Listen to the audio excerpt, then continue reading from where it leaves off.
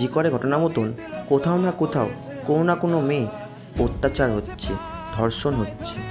আচ্ছা, এর কোনো প্রতিকার হবে না? নরপিশাচগুলো শাস্তি পাবে না? আমরা কি এইভাবেই চুপ করে কাঠের পুতুলের মতন হাত গুটিয়ে বসে থাকবো? না, আর নয়। এর বদলা চাই, বদল চাই, সুন্দর স্বাধীন দেশ চাই।